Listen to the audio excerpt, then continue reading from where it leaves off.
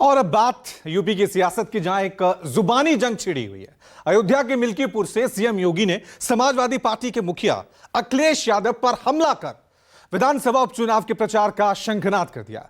योगी आदित्यनाथ ने आरोप लगाया कि अखिलेश यादव की सरकार में गुंडे माफिया सरकार चलाते थे।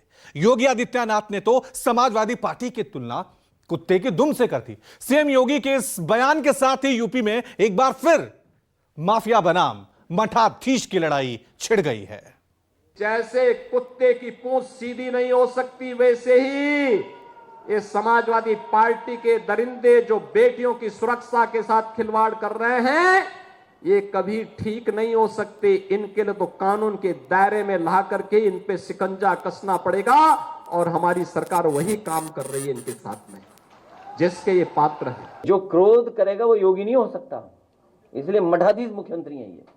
समाजवादियों ने और खासकर मैंने कभी किसी संत, किसी अपने महंत, किसी सन्यासी के बारे में कुछ नहीं कहा। अगर उनको लगता है कि वो शब्द ऐसा है जिसका भाव वो किस रूप में ले रहे हैं, तो हम तो ये कहेंगे कि हमारे उत्तर प्रदेश के मुख्यमंत्री नहीं है, वो मठाधीश मुख्यमंत्री हैं। और फिर मठाधीश मुख्यमंत्री से उम्मीद भी क्या करोगे आप? लोकसभा चुनाव में यूं तो बीजेपी यूपी में ढेर सीटें हार गई, समाजवादी पार्टी से भी पीछे रह गई, लेकिन सबसे ज्यादा दर्द उस अयोध्या में मिला जहां राम मंदिर निर्माण के सहारे बीजेपी ने दशकों तक देश पर शासन का सपना संजोया था। अयोध्या की वो टीस अब भी बीजेपी को रह रहकर साल रही है। उपचुनाव के पहले अयोध्या के मिल्कीपुर पहुंचे योगी आदित्यनाथ के आक्रोश में इसका सबूत भी मिल गया। मिल्कीपुर के बहाने माफिया बनाम मठाधीश की सियासी लड़ाई नए सिरे से छिड़ गई है। अराजकता चरम पर इनके समय में थी, और आज भी समाजवादी पार्टी के नेताओं को वही दौरे आते हैं, कैसे जमीन पे कब्जा करते थे। डबल इंजन की सरकार ने 2017 में बनने के बाद एंटी भूमाफिया टास्क फोर्स बनाया।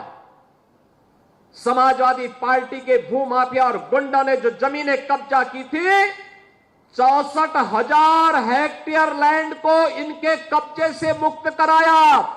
तो जब गुर्गों से आप जमीन कब्जा मुक्त कराएंगे तो सरगना को तो परेशानी होगी ही होगी। और सरगना आज इसीलिए बार बार बोलता है कि अयोध्या में जमीन घोटाला हुआ है। दरअसल ये भाजपा ही रिपोर्ट है जो तैयार हुई है। वन नेशन, वन इलेक्शन और वन डोनेशन।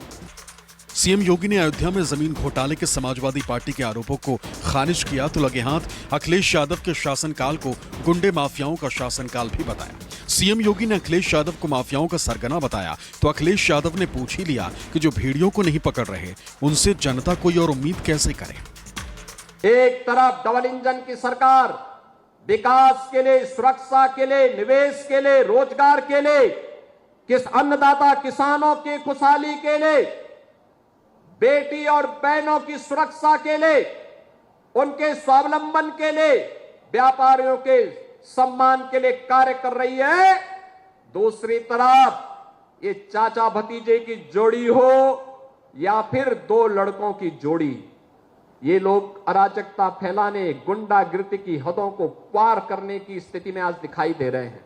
विकास भी चल रहा है, लोक कल्याण भी है, सुरक्षा का बेहतर माहौल भी है, तो स्वाभाविक रूप से समाजवादी पार्टी को और कांग्रेस को परेशानी होगी ही, बहुजन समाज पार्टी को परेशानी होगी ही। क्योंकि जब इन्हें मौका मिला था, इन्होंने विकास नहीं कराया था, तब ये केवल समाज को बांट रहे थे, तब ये जाति के नाम पर आपस में लड़ाने का काम कर रहे थे, तुष्टीकरण की हदों को पार कर रहे थे।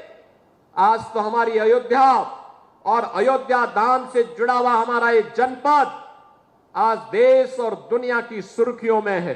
जानवरों की समस्या से निपटने के लिए बुलडोजरी सोच से उभरना होगा। इन भेड़ियों को नहीं पकड़ पा रहे हैं तो ठोको नीति के तहत एसटीएफ को भी ये जिम्मेदारी दे दी जाएगी। बीजेपी को पता है कि जिस जाति जनगणना, संविधान और आरक्षण के नैरेटिव ने यूपी में कमल कुम्हलाया, उसके नायकों को भी खलनायक साबित करना ही होगा। तभी तो योगी आदित्यनाथ की जबान पर दो लड़कों की जोड़ी भी आ ही गई। लेकिन अखिलेश यादव ने भी स्पष्ट कर दिया कि बीजेपी न सिर्फ हारेगी बल्कि इतनी बुरी तरह हारेगी जिसकी कल्पना भी नहीं की गई हो। बीजेपी इतना बुरा हारेगी उत्तर प्रदेश में जिसकी आप कल्पना नहीं कर सकते। लोग इंतजार कर रहे हैं बस चुनाव कब हो जाए। उत्तर प्रदेश की जनता नया चाहती है, नया विकास चाहती है। इनको हटाएगी सरकार, ये हटने जा रहे हैं।